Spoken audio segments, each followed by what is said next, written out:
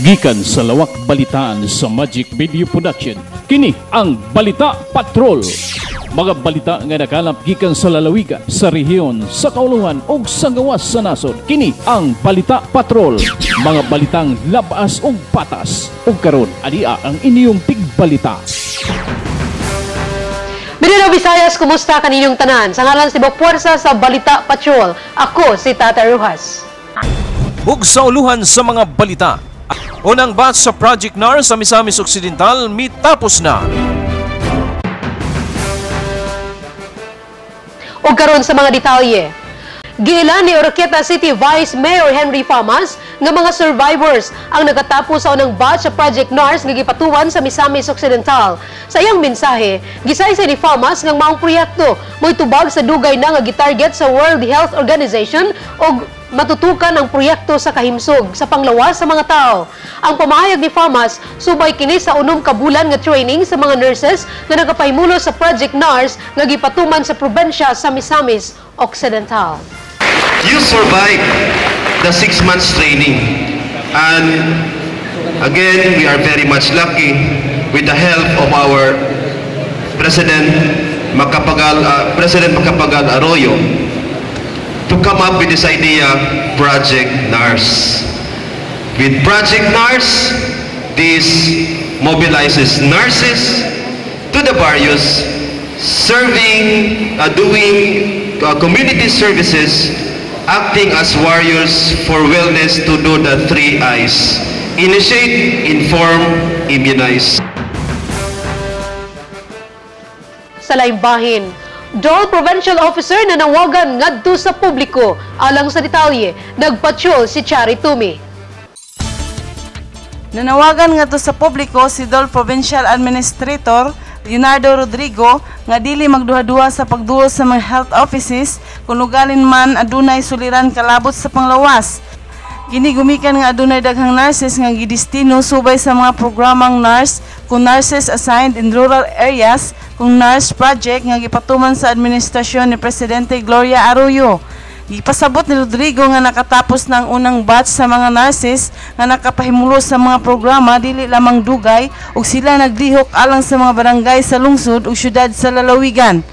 Magyawag ang publiko, no, pananglitan kung may mga problema sa kalusugan. You can inquire with your respective municipal or city health officer. Doon na tayong mga additional nurses assigned in your area of responsibility para maka-assist sa inyong mga health needs and some services sa atong mga nurses and other health personnel. Sa atong entire province of Misamis Occidental, we have 85 nurses assigned in your area para maka-assist sa inyo ang mga panginahanglan sa kalusugan. Alang sa Balita Patrol, ako si Chari Tommy. Salamat, Chari Tumi.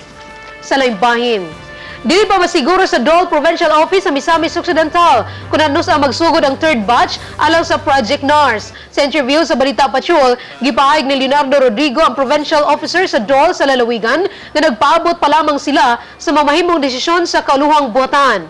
Nasayran na nag-aagat sa budget sa nasod ang katumanan sa mamahimong makapahimulo sa maong proyekto. So sa base sa information that we have secured from our regional office, ang administration nato under President Gloria Macapagal Arroyo, gi-studyohan nila, no? If the finances will warrant, they might be able to have, or they have to order the NARS project will be extended up to the 3rd batch, no?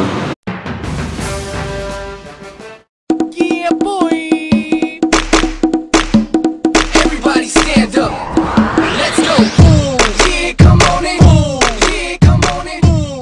Yeah, come on in. And human understanding to face the uncertainties of these times and make of them an opportunity to do practical miracles.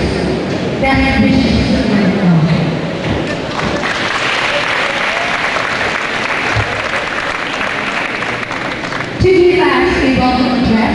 may we call on our dynamic region provincial head of the Thank you. Advise you to apply for overseas employment through internet. Nga naman, pananglitan, mabiktima tayo sa may file na kaso na to. Di ba?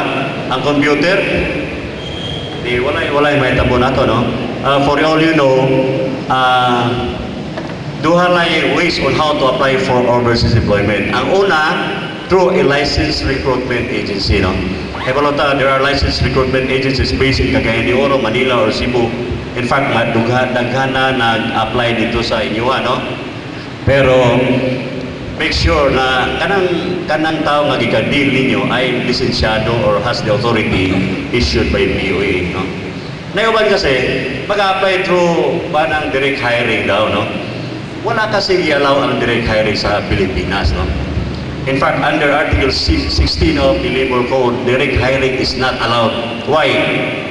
Ikaw, nurse ka. If you're going to deal directly to your foreign employer, wala ka yan kung say standards sa salary in terms of conditions of your employment. Panalitan, so wala na ganon ka ako. Pero, hindi did pass through the usual processing sa Philippine Overseas Employment Administration. Kung doon ay mahitabo nato sa gawas, dili ka malocate basta-basta, di ba? Whereas if you go with the normal processes documentation sa POEA, matrace ta, no? Dili man nato mapugan, usahay, pareho lang Pilipinas ba? Naibuutan, naigwapo, naigwapa, naiguan, naisalbahe sa, no? Ganon din sa abroad, di ba? Usahay, maka-amuta, no? Maka-employer kung dili kuan, dili mayo, ano may tabo, no? Pero you're always protected by the Philippine law, no? Mao na akong i-emphasize nga dapat yun, no? Isangguni muna sa opisina nato, no? Kung wala mo i-duly sa inyong area, you can verify with your Public Employment Service Office. Kada municipality or city, doon ay designated peso manager, no? Para magkasikaso sa mga employment needs ninyo, including your kamo-kamo mismo, no? O kaya mga kamag-anak ninyo, no? So, hinapunta nga wala yung mabiktima sa office, no? Para sa ganon, wala yung mag-uon, no? Especially our ginikanan. And a word of advice is that kitong first batch, doon ay we have talked initially with Dr. Romano.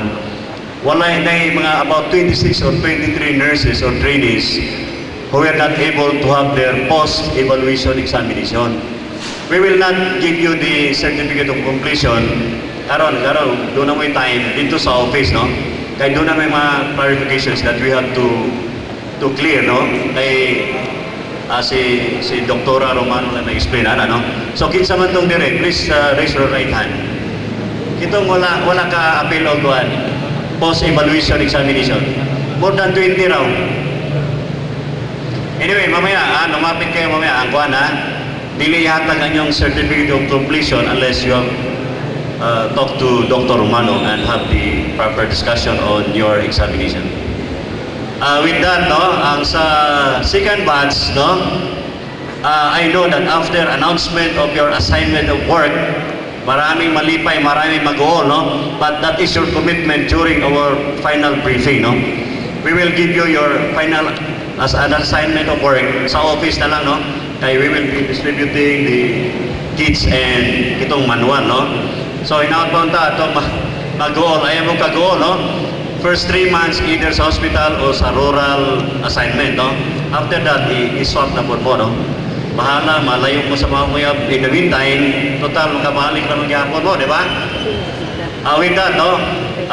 In behalf of the Department of Labor, I am welcoming you all for this very important meeting. Good morning and... And now to give us a message, ladies and gentlemen, please help me welcome the ever young and handsome City Councilor of Oroqueta, Honorable Jason P. Almonte. A big hand for him, please.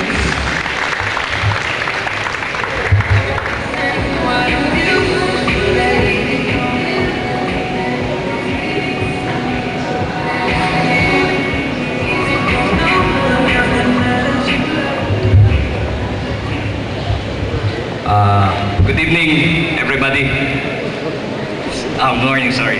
Since just 6 a.m. ago, I was appointed by my father to be the OIC of the city since he will be leaving for Manila later to attend some equally important functions. So